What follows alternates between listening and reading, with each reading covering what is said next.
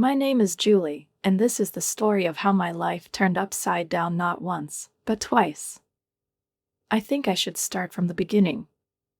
I was born to loving parents Larry and Joanna David in a small suburban town, cozy and filled with warmth, where each house seemed to have its own unique character, and the neighbors were like distant relatives. My father was a journalist, a man whose hands were always covered in ink, and his thoughts were somewhere far away, among the headlines and lines of newspaper columns. My mother worked as a nurse and had a rare ability to find the right words for anyone. We weren't rich, but our house was always warm and peaceful. It seemed to me that we had everything we needed for happiness: cozy evenings by the fireplace, Mom's bedtime stories, and constant Saturday trips to the park, where we had picnics and enjoyed the silence of nature. Life went on as usual, unremarkable, but perhaps that was its special charm. Everything was as usual until I turned 14. It was a rainy Friday evening, when my parents were returning home from a dinner hosted by old friends. I stayed at home with my grandmother and watched some stupid cartoon, not realizing that in a few moments the world around me would collapse. The phone rang, sharp and cold, breaking the silence. I saw my grandmother pick up the phone with trembling hands. When she turned to me, her face was paler than porcelain, and I heard a soft, strangled cry break out in her voice. Something in me already knew that something terrible had happened. The following days merged into a cloudy cloud of pain and horror. They told us that Mom died instantly, without pain, without saying goodbye. My father, however, survived, but with severe injuries, and when I was finally allowed to visit him in the hospital, I saw him, a man who looked so much like a ghost of himself, with dim eyes and pain that gaped deeper than the wounds on his body. His legs were crushed and doctors said he would never be able to walk again. But at that moment, as a child, I did not understand the full depth of what it meant. Julie. His voice sounded low and broken as he held out his hand to me. His fingers were cold. I'm sorry, honey. I'm sorry I couldn't. He couldn't continue, but I didn't understand why he was apologizing at the time. It wasn't his fault that a drunk driver sped down the road and doomed us to this loss. But over time, I realized that he was not apologizing for the accident, not for the pain. He regretted how our lives had changed, about the struggle that awaited us, about the world that he wanted to give me, but which was now forever destroyed. However, Dad turned out to be stronger than he imagined. After many months of rehabilitation, he managed to return to life, albeit differently than before. He threw himself into work with the same zeal with which he had previously built a cozy family life for us. I saw how his pen came to life again, how his lines, clothed in printed letters, were once again filled with a power that I had not noticed before. He became an editor at a major city newspaper, and this occupation seemed to become his new life, his salvation. I enrolled at the State University in New York to study accounting, and this step was the beginning of a new life for me. There I met Emma, and from the very first days our acquaintance developed into a real friendship. Emma was one of those people who knew how to fill any moment with joy and lightness with her presence. She somehow immediately managed to see something in me that others usually missed. Thanks to her energy and endless optimism, I began to gradually open up and gain confidence. Soon Emma introduced me to her second cousin, Paul. Paul turned out to be an incredibly kind and simple man, with an infectious sense of humor that brought light and a smile to my everyday life. It was hard for me to believe that someone could become a part of my life so quickly, and even more surprising that he did not flinch when I told him about my past, about the misfortune that befell my father, about how my life changed after that terrible accident. Paul listened to me attentively, with understanding, not trying to pity or comfort me, as others did. On the contrary, there was determination and understanding in his gaze, as if he immediately accepted my past as part of what makes me who I am. The first time Paul met my father, It seemed to me that these two had found each other in their own little world. They spent the whole evening discussing music and throwing phrases from old songs. Paul later told me that my father was a cool person, and then, looking into my eyes, he added, "And you've been taking amazing care of him all these years." I tried to laugh it off, but a warmth spread deep inside me. For the first time after everything that happened, I felt that maybe happiness could still be found, that maybe life could offer me something more than caring and fighting. Perhaps something brighter awaits me, a life in which there is a place for love, laughter, and, perhaps, even a family. After graduating from university, when everything seemed to fall into place, I found a job at the local tax office. Paul got a job as a long-distance truck driver, and this job seemed to suit him perfectly. It gave him freedom, space, the opportunity to be alone with himself and his thoughts. We dated for 4 years, made plans, and every time he returned from another trip, we enjoyed our time together as if it were something sacred. It took a long time before Paul decided to propose. It happened on a cool autumn evening in the park where we spent our first date. We were walking under the rustle of leaves, under the light of street lamps, and suddenly he stopped, took my hands and asked with a slight smile. I was filled with delight inside, but I had something important to tell him. "Yes, Paul, but I can't leave Dad. He needs someone around, and I can't leave him." Paul just smiled, broadly and with sincerity, which relieved all my worries at once. "You won't have any other way," he said. "We're all going to live together. Your father's apartment is big enough for the 3 of us." This simple phrase was a confirmation for me that I had made the right choice. The wedding was small, but magical. We wanted a simple ceremony, without too much fuss, but my father insisted on being with me at the most important moment of my life. I will never forget him, as he rolled down the aisle towards me, full of determination, as if this was the last frontier he had to overcome. There were tears on the faces of the guests, and holding Paul's hand, I felt like I was in a fairy tale. But, as in any fairy tale, mine has its villains. Mine, as it soon turned out, were my mother-in-law Maria and daughter-in-law Olivia. From the first meeting, I realized that their views, their attitude, everything indicated that they did not approve of me. When Maria first came into our apartment, her gaze immediately fell on my father. She squinted, and I saw her face contort into a grimace, as if she sensed something unpleasant. "So, your father is disabled, right?" she asked, as if asking a rhetorical question. Trying to control myself, I corrected, "He is disabled, but he works. He's an editor." Maria just grinned, showing no sign of interest, and turned to Paul. "Are you sure about this? There are so many good girls from decent families around." Julie's mom comes from a good family, and her father's disability doesn't change the fact that I love her, and that's all that matters, Paul said firmly, stopping Maria's attempts to humiliate us. There was such an inflexibility in his voice that I thought he had finally managed to shut her up. But there was still a barely concealed disapproval in my mother-in-law's eyes, a shadow of contempt that weighed on me every time I noticed her gaze. Olivia, as if imitating her mother, was just as cold and distant with me. She tried to be courteous, but it was felt that her smiles were stretched like silk, behind which lurked something sharp and unpleasant. After the wedding, Paul, true to his word, moved in with his father and me, and soon our life found a cozy and calm rhythm.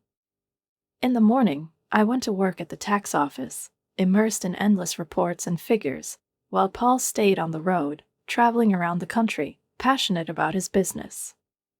When Paul was at home, the 3 of us had dinner, surrounded by that calmness that I always thought was the key to real family happiness. But as soon as Maria and Olivia crossed the threshold of our house, the atmosphere changed, as if the autumn weather eclipsed the sunny sky. They behaved as if the place belonged to them, and barely acknowledged their father's presence. I heard Maria whisper to Olivia one day, "It's a pity that Paul could have done better, and now he's stuck with this girl and her crippled father." And then, as if mocking the possibility of family happiness, she added, "What if they have children? Just imagine what kind of genes they have." Her words burned me, but I kept quiet for Paul's sake, hoping to keep the peace. One day, after a particularly unpleasant visit from Maria and Olivia, I felt the weight of their contempt fall on me. Trying to hold back the tears, I ran into the bedroom and gave free rein to the emotions that I had been trying to suppress for so long. Paul found me there, with trembling hands, pressing a pillow to my face, as if I wanted to hide from the whole world. He sat down next to me, pulled me to him, and in his arms I finally felt supported and safe. "Hey, hey," he whispered, touching my hair, "what's wrong?" I, choking with tears, exhaled, "Your mother and sister. They hate me. They think I'm unworthy of you because my father is disabled." Paul's face turned stern, and there was something cold and hard in his eyes. "This is ridiculous," he said, hugging me tighter. "You and your father are my family. If they can't come to terms with it, that's their problem, not ours." His words were like a warm blanket in the bitter winter. They calmed me down, dispelled the darkness hanging over my soul. But even so, I couldn't shake the feeling that our problems with Maria and Olivia were just beginning. Months passed, and Paul's business began to grow. He had to spend more and more time on the road, crossing the states in his truck, which became a second home for him. I missed him terribly when he was away, and sometimes I sadly found myself not hearing his voice at dinner. But I tried to focus on my work and spent the evenings with my father, filling the silence of our house with conversation and the light of the lamp. One frosty autumn evening, while helping my father to go to bed, I heard the phone ring. It was Paul. His voice on the other end of the line was choked, overflowing with emotion, which I immediately felt in every trembling note of his words. "Julie," Paul said with barely suppressed excitement, "how would you like to buy a townhouse? It will be easier for your father to move around in a wheelchair there. He will be able to go outside more often. And besides, we could have a garden where you could spend time when I'm not around." The more Paul talked about this idea, the more I liked it. I glanced at my father, who was sitting nearby and pretending not to listen to the conversation, trying not to disturb us. But when I put the phone on speaker and asked, "What do you think, Dad?" genuine interest flashed in his eyes. "That would be great," he replied, in a voice filled with awe. "We would have a garden, and it would really be easier for me to go outside." This idea burned with its simplicity and at the same time gave hope for something new.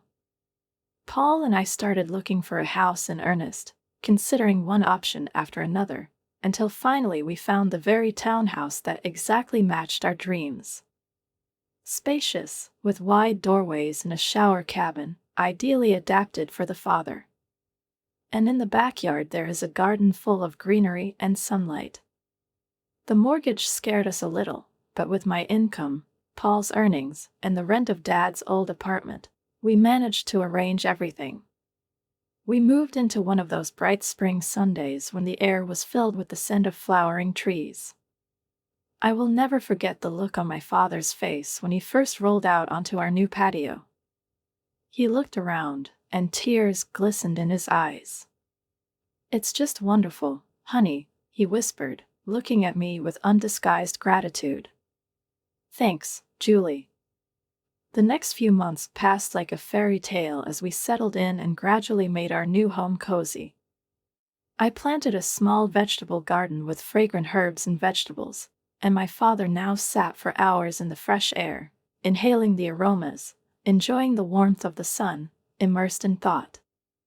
In this silence, which we protected and appreciated, I felt happiness and almost perfect harmony. When the house became truly ours, we decided to have a housewarming party. They invited friends, colleagues, and, despite all the hardships, even Maria and Olivia. The party was in full swing when, as always, with a slight delay, they appeared on the doorstep, in expensive outfits and with barely concealed envy in their eyes, assessing every corner of our new home. Paul and I took them around the house, showing them the rooms that we had been so diligently arranging. I noticed Maria squinting at the interior, as if she was up to something. When we reached the master bedroom, Maria stopped and turned to me with a thin, sly smile, saying, "You know, Julie," her voice was barely audible, "it would be perfect for Paul and me. Why don't you send your father to a nursing home? Then we could live here." It was like a blow to the solar plexus. My breath caught in my throat, and I only managed to mumble, "I'm sorry, what did you say?" "Oh, don't make such a surprised face," she continued with feigned calmness, not taking her eyes away, full of cold calculation. "Your father is ill, Julie. He doesn't need all this splendor. A nursing home will be more than enough for a person in his condition." I could feel the rage and pain rising in me in a wave, but before I could respond, Maria went out onto the patio where my father was chatting with the guests, and to my horror I saw her grab the handles of his wheelchair and start pushing him towards the driveway. Everything froze inside me when I realized her intentions. I ran, barely managing to catch my breath, shouting, "Maria, what are you doing?" She turned around, grinning, with a cold, even malicious determination in her eyes. "If he doesn't go to the nursing home," she drawled with a caustic smile, "he can stay outside. Isn't that what you wanted? You said it was good for him to be outdoors." I was shaking with anger, my hands involuntarily clenched into fists, my heart was pounding, and I couldn't seem to utter a word. Fortunately, Paul, who had heard all the commotion, appeared at the same moment. His face was filled with anger when he saw his mother fiddling with his father's wheelchair. "Mom! Stop it," he shouted, approaching her with a determination she probably didn't know she had. "What are you doing? Let go of Larry's chair now." Maria, stunned by Paul's tone, became confused and loosened her grip for a moment. "But, honey, I don't care," Paul interrupted her harshly. There was bewilderment, confusion, and resentment on her face, but she apparently realized that Paul was adamant. Maria and Olivia, holding back disappointed glances, silently left our house, but before leaving, my mother-in-law once again gave me a cold, prickly look, which read, "This is not the end yet." After they left, Paul didn't know how to express his apologies. He apologized to my father and me over and over again, his voice trembling with shame and pain. "I'm so sorry," he whispered, struggling to find the words. "I had no idea that she could do such a thing. I'm sorry. I'm sorry." His father, kind and understanding as always, reached out and patted him on the shoulder. "It's not your fault, son," he said softly, with a barely perceptible smile. "It's just that some people will never understand." Since then, life has found a new direction. Maria and Olivia kept their distance from us, which, to be honest, suited me completely. Paul focused as much as he could on work, taking more long-distance routes to maintain our new home. I divided my time between working at the tax office, running a household, and taking care of my father. For years have passed, they flew by quickly, leaving behind only light shadows that settled in our cozy house. Life flowed calmly, steadily. When Paul returned from flights, we rejoiced in the simple joys of an evening together. My father's health was stable, and I saw him enjoying the peace and sunny days in the garden, where he worked on his articles and wrote notes, almost like in the old days. We have found our own little paradise. But one day the bell rang, destroying everything. I was at work, surrounded by documents and reports, when my phone rang.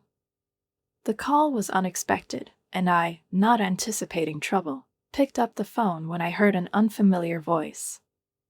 "Mrs. Walker, this is Officer Andrew from the Highway Patrol," the man on the other end of the line said. My heart sank into the abyss, and I could barely say, "Yes, I'm listening. I'm sorry to inform you that your husband, Paul Walker, has been in a serious accident." The rest of the conversation was a blur. The words blurred and blurred, past me like light shadows, and I barely caught their meaning. Head-on collision, serious condition, did not reach the hospital. These words, like blows, shattered reality into fragments, but I could not fully comprehend them. I just remember thanking the officer and hanging up the phone, plunging into a void where time and place disappeared.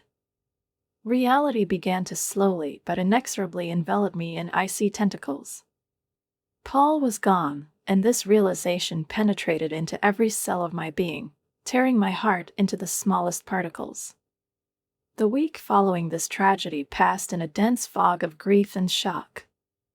It was as if I was hypnotized, performing my actions automatically, like a robot, without feeling any heaviness, pain, or reality of what was happening.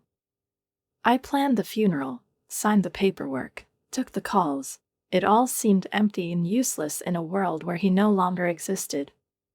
On the eve of the funeral, gathering the last of my strength, I decided to call Maria. No matter how strained our relationship was, I understood that she deserved to hear about her son's death from me, and not from a newspaper obituary. I dialed the number, and a sharp, cold voice rang out on the other end. "Yes," she said shortly, clearly not expecting my call. "Maria, this is Julie." My voice was shaking, and I felt my throat tighten with excitement. "It's about the floor. He's..." I tried to find the words, unable to say it outright. "He's dead. There was an accident." For a moment there was dead silence on the other end.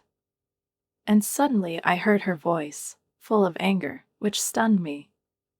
"It's your fault," she growled, her words like sharp blades that cut into the heart. "You killed my son, Julie. You made him work for two, drive that damn truck to pay for his luxury house." I froze, as if pierced by her accusation, not believing my ears. "Maria, I mumbled, unable to find the words. "Don't bother," she interrupted, her voice as cold as an icy wind. "I expect you to provide him with a high-level funeral, with the money that you extracted from him, but don't expect a penny from us. You've made your bed, now lie in it, Julie." I was standing with the phone in my hand, and hot tears were streaming down my cheeks. How could she be so cruel? How could she blame me for that? I tried to shut out her words, but they stuck like a poisonous thorn in my chest. The day of Paul's funeral turned out to be gloomy and rainy. Even the sky seemed to mourn with me. The church was full of people because everyone loved Paul. It was hard to imagine a more devoted and kind person, and it seemed that half of the city had come to say goodbye to him. People came up to me, expressed their condolences, and delicately wiped away their tears. But I noticed that Maria and Olivia never showed up. His own mother did not bother to honor the memory of her son. When my father and I returned home, the weight of the day seemed to have fallen on me like an unbearable burden. Dad squeezed my hands to support me and said softly, "It's their loss, dear. We are a family, and we will get through this together." My father's support was the anchor I clung to, trying not to lose myself in the depths of grief. We turned into the driveway, and then I noticed that the lights were on in the house. It seemed strange to me, because I was sure that I had turned off all the lamps before leaving. "Did you leave the light on, Dad?" I asked, frowning. "No, honey, I didn't turn anything on," he replied with a shrug. As we got closer, a shadow flashed past the window in the house. My heart began to beat, as if anticipating trouble, Cold goosebumps ran over my skin. I was seized with fear. Had we been robbed on the day we buried Paul? I quickly helped my father out of the car and put him in a wheelchair, trying to figure out what to do next. I stood at the door, torn between anger and disbelief, wondering if I should call the police right away. But when my father and I approached the entrance, I heard familiar voices. A chill ran down my spine. Maria and Olivia. I opened the door and saw them in our living room, surrounded by boxes, overturned chairs, and pieces of furniture that they seemed about to take out. What the hell is going on here? I demanded, forgetting my grief for a moment in the face of this insolence. Maria turned to me, her face a mask of sympathy. "Oh, Julie dear, we just came to help you," she began with fake kindness. "In the end, you should pack up. You can't afford to keep this place now that Paul is gone." I froze, unable to find the words. Anger flared up inside me like a fierce flame, but before I could answer, Olivia picked up with a barely suppressed smile. "Don't worry, Julie. You can go back to your father's apartment. It's cozy there. You won't have to carry this burden." Every word of them seemed to me like blows, cold and ruthless. I looked at them, and a wave of righteous anger swept over me. "Get out," I said, holding back my voice, but it sounded low and dangerous. "Get out of my house right now." Maria raised her eyebrows, her face contorted in an offended grimace. "This house belongs to us," she said. "Paul is my son, and all his possessions belong where his family is. You can't forget that, Julie." The anger in me flared up brighter, and without restraining myself, I threw. "Where were you today? Where were you at his funeral? Oh yes, you didn't even bother to show up." Maria just waved her hand dismissively. "We were busy, preparing some important things. Now be a good girl and start packing. We'll be back tomorrow to complete the rest." I felt my hands clench into fists. These women not only ignored saying goodbye to Paul, but now they were trying to kick my father and me out of our house. Summoning all my resolve, I pulled out my phone and said coldly, "I'm calling the police." Maria and Olivia exchanged confused glances. They obviously didn't expect me to fight back. "Wait, Julie," Maria began, stepping toward me, her tone becoming conciliatory. "No," I snapped. "You have exactly 10 minutes to pack your things and leave, otherwise I'm calling the police. This is my home. Paul and I bought it together. You have no right to be here." Maybe it was the determination in my voice or the fire in my eyes, but Maria and Olivia realized that they had gone too far. They packed their things as quickly as they could, throwing them into boxes, and, without waiting for another warning, left, but Maria still lingered on the threshold, turning to me with a dismissive smile.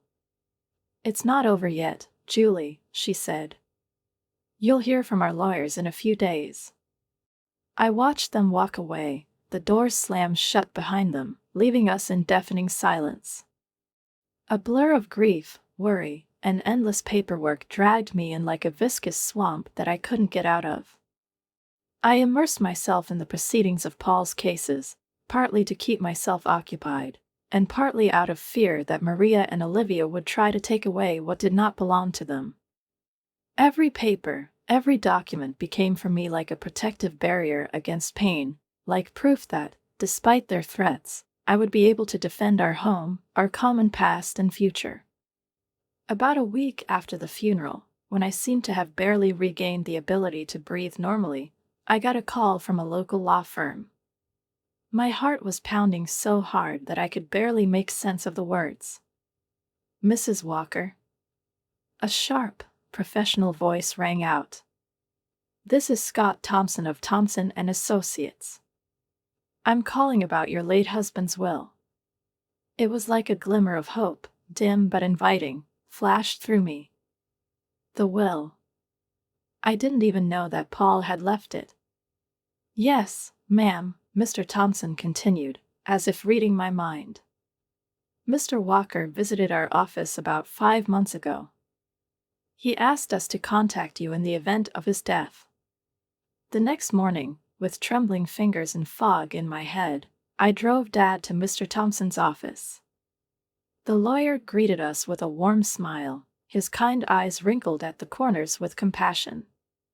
Mrs. Walker, Mr. David, thank you for coming, he said, pointing to the chairs opposite his desk. I offer you my sincere condolences. Mr. Thompson opened a folder on his desk and continued. As I mentioned on the phone, your husband came to us to make a will. He made his wishes clear. I held my breath, and Dad tightened his grip on my hand, as if preparing to share the unbearable tension with me. Mr. Thompson began to read. I, Paul Walker, being in my right mind, leave all my worldly possessions to my beloved wife Julie Walker. The words floated like balm on my wounded heart. All this time, without even suspecting it, Paul was thinking about us, about our future. That includes our house, my truck, and all our savings, Mr. Thompson continued, his voice warm and respectful. I would like Julie to use these resources to take care of herself and her father, Larry David, whom I loved as my own. Tears were rolling down my face. Even from the brink of death, Paul took care of us, leaving a part of his soul in these words. But Mr. Thompson is not finished yet. There's something else, he said softly. Mr. Walker left a letter for you. He handed me an envelope. My hands were shaking as I took it, carefully tore open the seal and began to read. My dear Julie, the letter began. If you're reading this, it means I'm not around anymore. I'm sorry for leaving you and Larry. Know that both of you are the best thing that has ever happened in my life. I made this will because I know what my mother and sister can be like. I didn't want to bother you, but I had to make sure that you and Larry would be protected if anything happened. You are my real family, Julie, you and Larry are not them. Take care of each other, live life to the fullest, and know that I will always look out for you. All my love, Paul. I clutched the letter to my chest, barely holding back the sobs bursting out, feeling the warmth of his words envelop me. My father, sitting next to me, was also crying, his weathered hand gently patting my shoulder. Mr. Thompson, with a knowing expression on his face, silently gave us time before he spoke again. Mrs. Walker, he said softly. There is one more thing, your husband's truck was insured. Taking into account the circumstances of the accident, the insurance company will pay you the full cost of the policy. I looked up, wiping away my tears, and asked, What does that mean, Mr. Thompson? The lawyer smiled slightly and explained. This means that you will receive a significant amount of money, enough to pay off the mortgage, and even more. My father and I left the office, and my heart felt a little lighter, as if an invisible weight that had been weighing on me all this time had finally fallen off my shoulders. Paul, even in his absence, managed to take care of us, as promised. We'll be fine, and now that I knew it, the shadow of pain and loneliness began to recede, leaving a place for a bright memory of him. Driving up to the house, I noticed a familiar car parked on the street. My heart sank when I recognized Maria's silver sedan. Oh, no, I whispered, barely hiding my annoyance. Of course, Maria and Olivia were sitting on our porch, patiently waiting, their figures like two ominous shadows in the spring light. But this time I felt different. There was a letter from Paul in my coat pocket, his words, his concern, his unfailing love. This time, the fear disappeared, giving way to determination. Julie, Maria began as we approached, her voice sounding painfully sweet, as if she was trying to play the role of a worried relative. We need to discuss Paul's inheritance. I didn't look away, looking her straight in the face, not allowing a shadow of doubt to show on my own. No, Maria. We have nothing to talk about. Paul left everything to me, legally and officially, I said, my voice steady and firm. And do you know why? Because my father and I were his real family. Not you. And if you have any respect for your son's memory, please leave us and don't come back. Maria froze in place, her face contorted with surprise and rage. She seemed speechless for a moment, unable to believe that her attempts to ruin my life had failed. Olivia tugged softly on her arm, whispering urgently in her ear. Maria, giving me one last venomous look, slowly turned around and walked to the car. I stood at the porch, not taking my eyes off them until they got into their car and disappeared around the bend. The few weeks after our meeting with the lawyer flew by in a feverish rush. I immersed myself in Paul's affairs, immersed myself in paperwork, and this became a salvation for me, distracting me from the acute sense of loss. The insurance payment came as promised by Mr. Thompson, and it was enough not only to close the mortgage, but also to leave a decent amount. It created a strange feeling of relief and emptiness at the same time. The money that was supposed to be our mainstay for living together now turned out to be a silent reminder of what could not be returned. One afternoon, while sorting through Paul's desk, I found a small, slightly battered notebook.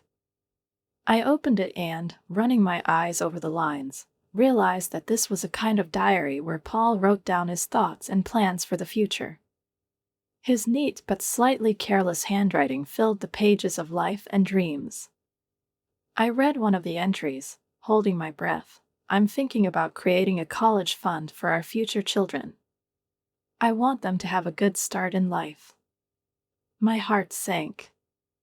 We often talked about children, but decided to hold off until we feel more stable, until we create a foundation for a family.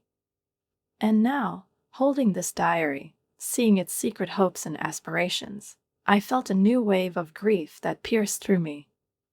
Oh, Paul. I whispered, clutching the notebook tightly to my chest. We had so many plans. Sleep did not come to me that night.